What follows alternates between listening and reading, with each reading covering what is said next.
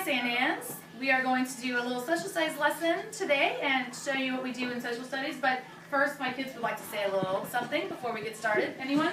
Hi, Miss. Hi. St. Anne's. Hi. All right, you guys ready? Anything to say? Callie wants to say something. Don't take her from us. We'll die. I'm telling you, we'll die. I mean, she was gonna be a 5th grade teacher. And badness. Okay, at least you could start now.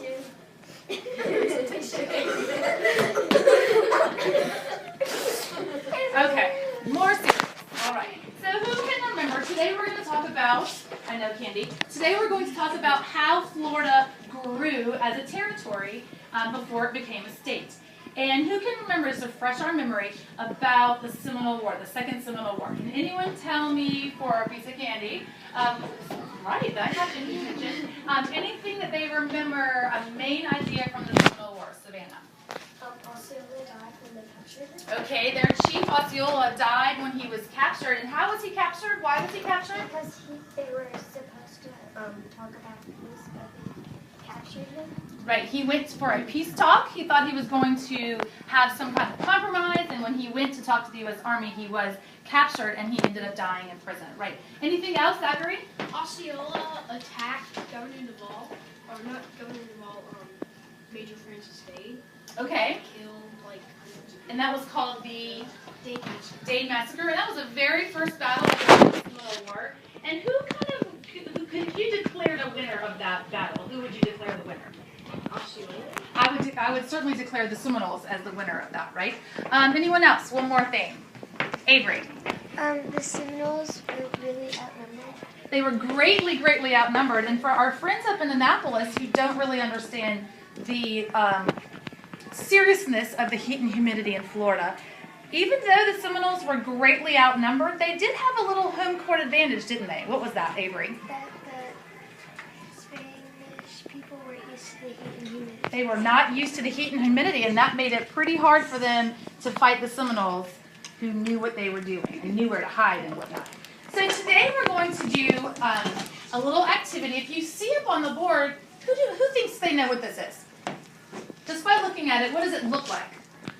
And obviously it's for Nebraska, but what does it look like, Andy? A land poster? It looks like a land brochure. What do you mean by that? Like a land poster? A poster for lands, okay. Gabrielle, what do you think? An ad? It looks like an ad, right? What are they selling in this poster? Maybe Iowa and Nebraska? Are they selling the whole state? Maybe some land in it? Land, right? They're looking for land. So this is actually an advertisement, as you said, for land out west.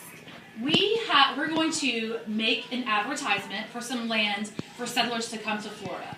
And before you do that, what you need to read, and we're going to do as partners, you're going to read section 3 in your textbook with your partner. You're going to fill out this graphic organizer together. It's a very short passage. Some major inventions in transportation, as well as some new jobs, came to Florida, and I want you to focus on that so that we can share together. And we're going to brainstorm some ideas, and then what you're going to do independently is you're going to make an advertisement for people to come to Florida. Because we've known ever since the Spanish owned it, and the British, and the French, and now the United States, what has Florida struggled with? Savannah. Becoming a successful colony. Becoming successful because they struggled with what particularly? Not having enough settlers, right? Because it's a really kind of rough place to be. It's unsettled. It's uncharted territory, right? All right, so the first thing you're going to do is partner read, specifically looking for this information. I'm going to give you about 20 minutes, and then we're going to gather together and go on. Make sense? All right. Stop. Collaborate and listen. 4th grade's in the house and I need your attention. All right, thank you, ma'am. Can you just, with your partner, come a little bit closer? You guys can come a little bit closer. Good army crawl. All right, so in reading that short passage about Florida as a territory, a U.S. territory, this is the question I asked you to think about. How did Florida grow? Just brainstorm some of the things that happened. What What are some things, let's brainstorm some ideas. What are some things that happened that created, how did you before? That created growth in Florida? Tess? I'm sorry, I can't hear you. Can you say it a little bit louder? People from the Carolinas and Georgia came to Florida because they heard of millions of acres. Okay, U.S. people came to Florida because why? Because they heard of the millions of acres. Of what? Land. What kind of land? Cheap land. Yes, cheap land. What else? They made transportation easier.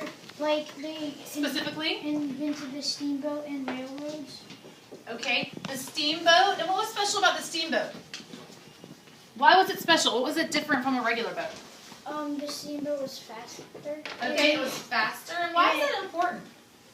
It took people and goods to where they needed to be faster. Goods, right? That was important because that's how we make our money, right? Trading. Zach?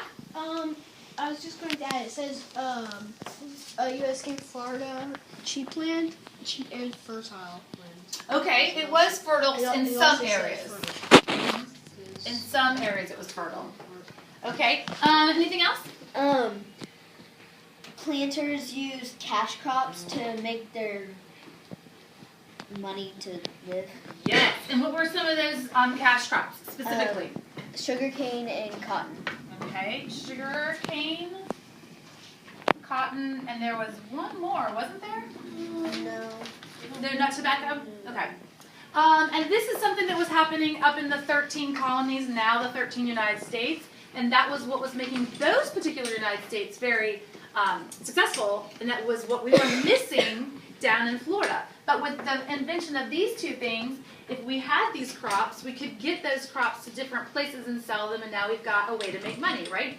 So if you were a Floridian when it was a territory, what were some things that you would want to say to encourage people to come to where we live and to get settlers here?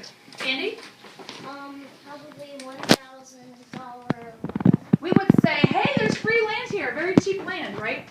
So I'm going to make a new list in a different color. What else would you say? In those places we have really fertile soil. Fertile soil. Good food. Okay. What else? Avery. That it was only $1 an acre. Okay, so super cheap, $1 per acre. Okay, anyone else? Would we draw, what do we notice about this picture? What's the biggest word on this picture, on this advertisement? Grace. Land. That's the biggest word on this advertisement. For sale, 10 years credit. That means that you can not pay for it for 10 years. Look at this picture. What would we draw if we were doing an advertisement for Come to Florida? Maybe we could draw Middle Florida so that it looks really good. Yeah. People think, Not the Everglades, not the swamps of Everglades. No. We would omit that, right? So let's make a new list of things that we would omit. What does it mean to omit something? Who knows what omit means? Callie?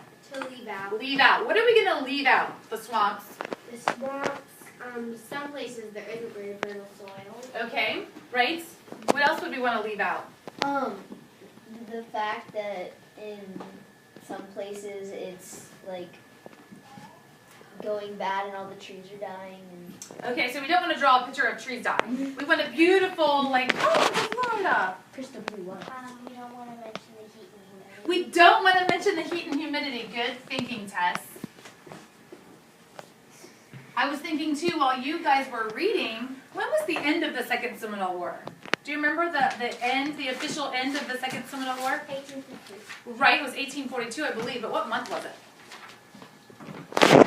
March? Not March. Joe? August. It was August. What's it like here in August? So hot.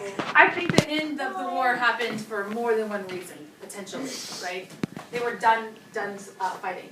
Okay, we might want to omit the information about the heat and humidity. We might want to omit that some of our land is not so great. Well, what do you want to include?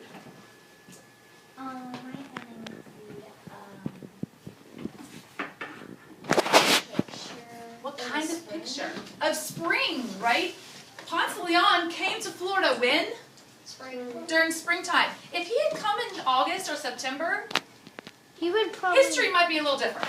Right? So we might want to draw a picture picture of a spring season, lots of flowers, maybe the beautiful water, fertile land. All right, so as you, we're going to wrap things up to go to lunch, but when we come back to this on Friday, I'm going to keep this list up here. We're going to think about what would we want our advertisement to say. We are encouraging people to come here. What are we going to omit, and obviously what kind of beautiful picture are we drawing? We want people to come to Florida, right? Does anyone have any questions? Okay, let's all say goodbye to St. Anne's. Bye, St. Anne's. Hope you get this to be. Please don't